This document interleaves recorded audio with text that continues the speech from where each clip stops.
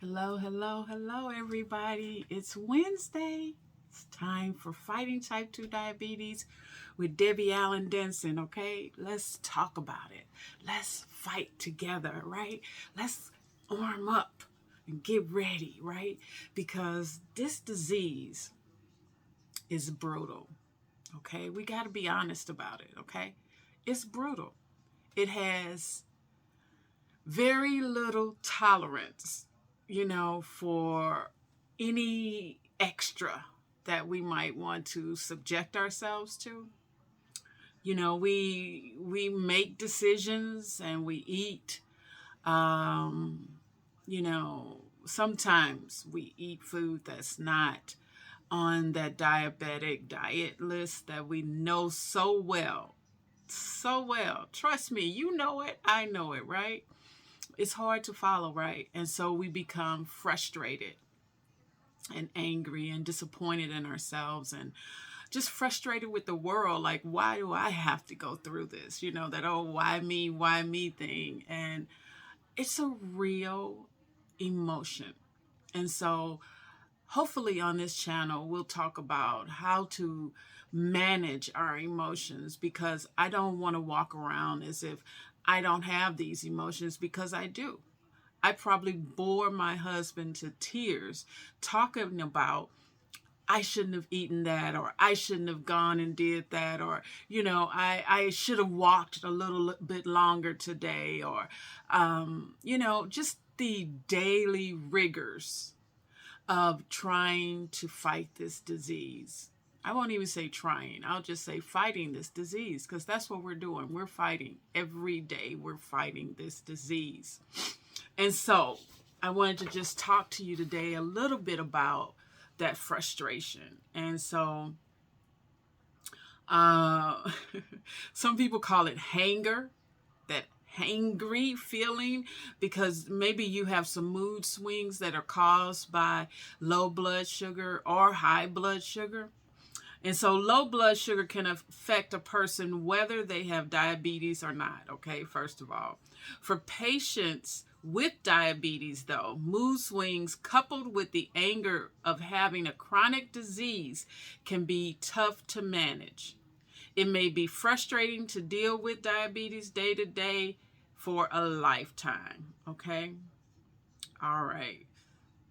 It's difficult, all right? We cannot ignore that. Like, you can't ignore the symptoms. You can't ignore your body talking to you. We can't ignore the obvious frustrations and disappointments that come with the disease, right? And so check this one out. What sometimes is called diabetic rage can be dangerous because it may involve behaviors you're not consciously aware of. When your blood sugar fluctuates, spikes, or drops, it can produce feelings of anger, anxiety, or depression. You may feel like your emotions are out of your control. I will have to tell you that whenever something is going on, like if I'm sad or, I'm disappointed or angry, I really have to scroll back the tape of what did I eat today? Or what did I eat yesterday that could still be in my system causing me to feel this way? And it's real, okay? It is so real, okay? Just think about it. And they call it recap on here, but just think about it. And so we're daily managing this disease, but sometimes it's managing us, right? Sometimes it's out of control. So this is how we can manage it better. And these are very similar to what we've talked about before, but you can't get enough of the truth.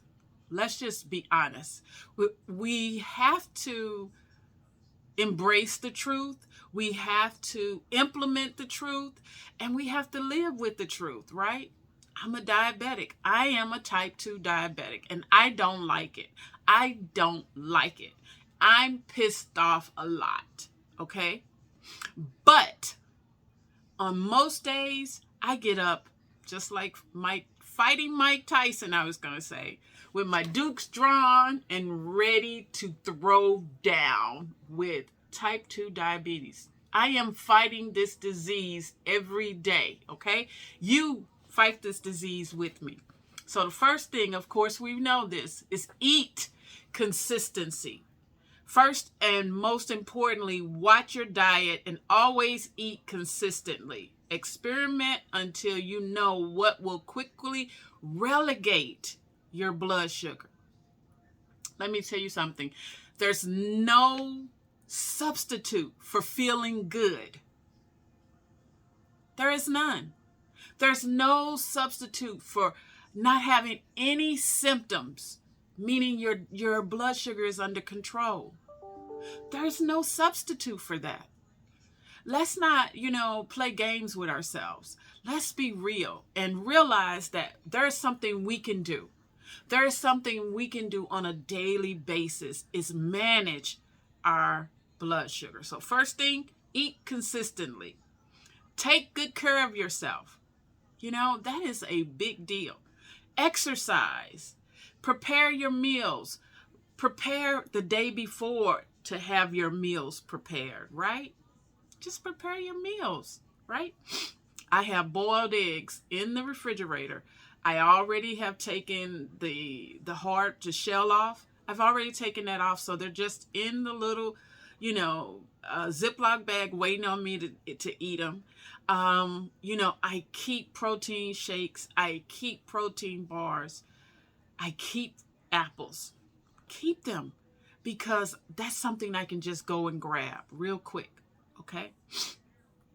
Take better care of yourself. Whatever it is that you have not done in a while, like maybe it's taking a long bath or taking a long shower or taking a long walk. That's self-care is number one. When you are able to make yourself feel better, you don't need anybody else. You make yourself feel better, okay? All right, next one. Learn to relieve emotions. Regular exercise, meditation, and yoga are excellent ways to relieve anger and stress. Try talking, taking a walk, writing in a journal, or breathing deeply for a minute or two. Just take like 2 or 3 deep breaths. In through your nose and out through your mouth, right? Snacks with quick-acting carbs can help treat a blood sugar crash. So like potato chips, cookies, that's going to drop your blood sugar so quickly. And then you may get into a mood swing, right? We don't want that. Whether it's maintaining and keeping a job or maintaining your home with your children and your husband or your wife, you want to be a steady person that people can look to and depend on, right? Right. Okay, ask for help. Wow, ask for help. I love that one. Don't hesitate to ask your healthcare provider, your doctor, who's your partner, right, for a referral to a diabetes educator or nutritionist.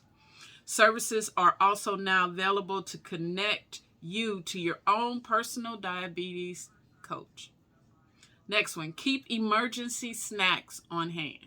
Remember I was saying I keep apples, I keep those protein bars. You got to.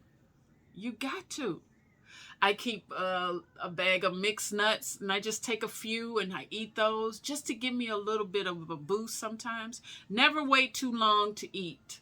I have been guilty of this. I have to stop this, particularly if you know anger is an issue. Snacks with quick-acting carbs, we don't want that. Remember, we don't want that. Therapy to talk about your feelings may also help you manage your moods, okay? That frustration is real, and we just got to deal with it. Next one, consider a continuous glucose monitor. Newer technologies can make it much easier to monitor blood sugar and prevent severe fluctuations. If mood swings are an issue for you or someone you love, what's that thing called? I forget the name of it. but you wear it on your body somewhere, and it constantly sends you messages on your phone or on your watch, telling you what your blood sugar is. It's so important to be aware of what it is, okay? Have a plan. Now, this is something I like because I come from a journalist background, but have a plan. Sudden changes in blood glucose levels can be life-threatening. That's serious. Talk with your caregivers, family, and neighbors in advance, and be sure everyone knows what to do in an emergency. Calling paramedics for faster assistance is the safest option. We have to be better caregivers of ourselves. We really do. We have to be responsible for our health. I write notes to myself and put them all around, and I have them in specific places, that my health is number one, period. My health is number one. Taking care of Debbie Allen-Denson is my job, right? So let's just recap the symptoms of high blood sugar, okay? Hyperglycemia or high blood sugar can cause symptoms such as increased thirst or hunger, blurry vision, frequent urination, headache, and fatigue. If untreated, hyperglycemia can lead to ketoacidosis, and this can cause vomiting, dehydration, unusual fruity smell on your breath, hyperventilation, rapid heartbeat, confusion and disorientation, and coma. Now, I have known people that have gone into diabetic comas. We don't need that life. I don't want that life, right? I want to do better and take care of my body and be stronger so that I can live a long time and fight this disease and show people that they can fight it, right? Let me share with you a quote that I love. Maturity is a bitter disappointment for which no remedy exists unless laughter could be said to remedy anything. And laughter, smiling, joking, go back to that child you were and remember how it feels to laugh out loud and to enjoy your life. It's a real struggle, and we have to fight as if our life depends on it, okay? Let me share another. Disappointment is the nurse of wisdom. So they're saying that once you're disappointed, be disappointed enough to be pissed off to change the way you do things, right?